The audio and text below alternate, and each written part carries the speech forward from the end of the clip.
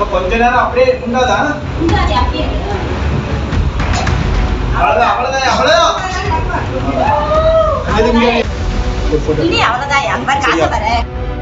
திருச்சி மாவட்டம் மணமேடு கிராமத்தைச் சேர்ந்த திருநாவுக்கரசுவின் 7 வயது மகள் கிருத்திகா.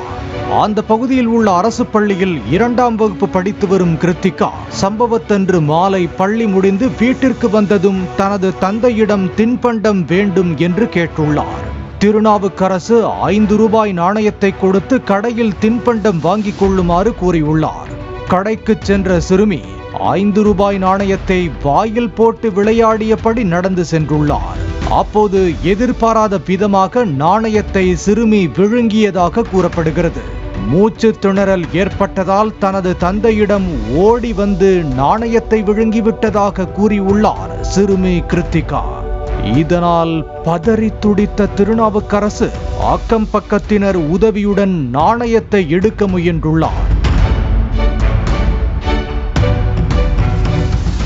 ஆனால் தொண்டைக்குள் சிக்கிய நாணயம் மேலும் கீழே உள்ளே சென்று விட்டதாக கூறப்படுகிறது.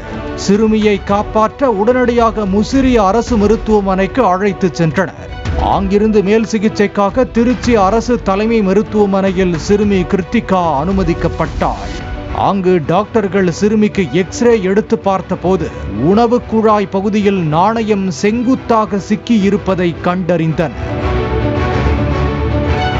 சிறுமி மூச்சு திணறலால் அவதியுற்றதால் சர்ஜிக்கல் காஸ்ட்ரோ என்ட்ராலஜி துறை தலைவர் கண்ணன் தலைமையில் மருத்துவர்கள் கார்த்திகேயன், ராஜசேகர், சங்கர் ஆகியோர் அடங்கிய மருத்துவ குழு சிறுமியின் உணவு குழாயில் அடைபட்டு நின்ற நாணயத்தை நவீன முறையில் வெளியே எடுக்க திட்டமிட்டனர்.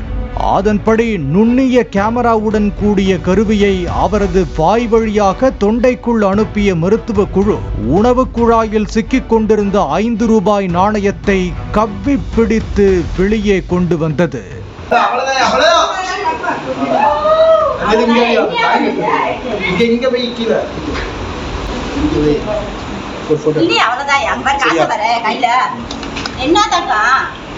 அந்த நாணயத்தை வெளியே எடுத்த நிலையில் சிறுமி தற்போது நலமுடன் உள்ளார்.